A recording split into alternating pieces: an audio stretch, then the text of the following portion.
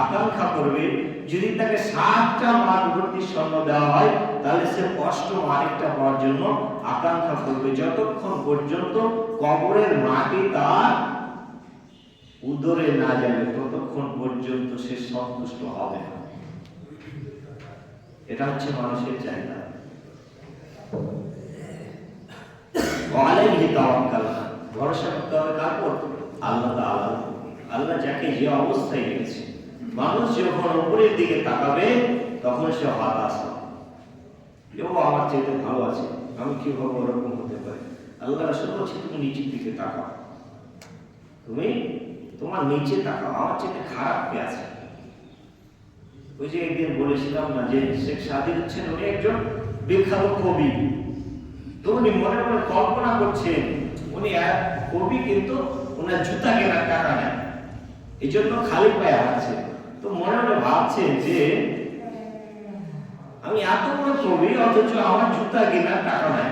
সে মনে মনে একটু আক্ষেপ করছে যে আল্লাহ আমাকে এত গরিব বানিয়েছে যে আমার জুতাই পর্যন্ত কিনতে পারছে না। সে দরজা থেকে বের হয়ে দেখছে একজন লোক যাচ্ছে যার 2টা পা নাই, সে আবার ঘরে গিয়ে সিজদায় পড়ে গেছে। আল্লাহ আমি জুতার জন্য আফসোস করছি, ও তো পাই না, ওই কিসের আফসোস? এই নিচের দিকে তাকান যে আমার থেকে খারাপ কে আছে, তাহলে আল্লাহ শুকরিয়া আদায় করতে পারবে। আর যদি উপরের দিকে তাকান আল্লাহ ওকে এত বেশি দিল, আমাকে তো কিছুই দাও। আল্লাহ নিয়ামত যদি গণনা করতে যান এটা কখনো শেষ করা যাবে না। আপনি এখানে সুস্থ শরীর নিয়ে বসে আছেন, এই সময় রাস্তায় মেডিকেলে যেয়ে দেখবেন কত মানুষ কাতরাচ্ছে, কত মানুষ অসুস্থ হয়ে আছে। আল্লাহ আপনাকে যে সুস্থ রেখেছেন এটাই তো সবচেয়ে বড় নিয়ামত। এর চেয়ে বড় নিয়ামত আর কি আছে? অথচ সে আল্লাহকে স্মরণ করার সময় আমাদের হয় না।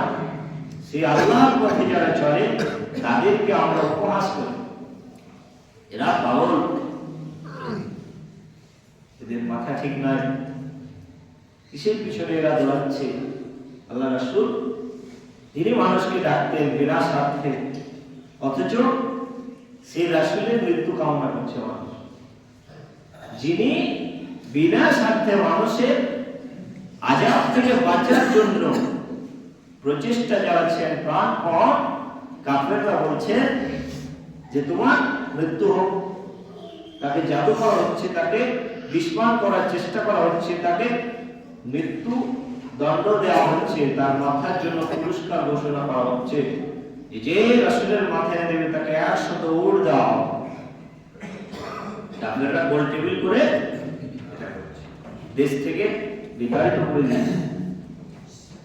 আল্লাহ রাসূল বলছেন, আল্লাহ তাআলা তার রাসূলকে বলছেন যে তাদেরকে বলে দেন তোমরা যাদের ওসিলায় বেঁচে আছো তাদেরই মৃত্যু কামনা করছো, যারা তোমাদেরকে বাঁচানোর জন্য সর্বোচ্চ প্রচেষ্টা চালাচ্ছে।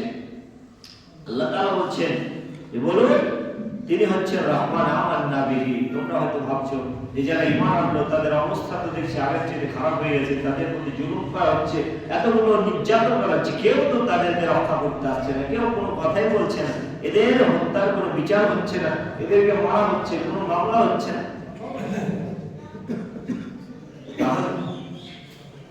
তারা তো বলছে যে আমরা যে রবের ইবাদত করছি তিনি হচ্ছেন রাজাধিরাজ, তিনি হচ্ছেন সবচেয়ে ক্ষমতাবান।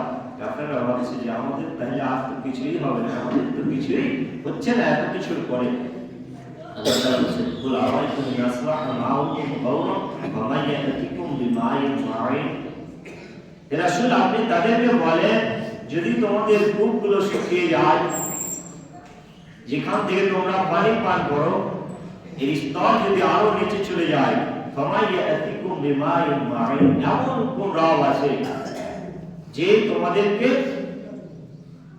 পান করার জন্য বিশুদ্ধ পানি এনে দিতে পারে?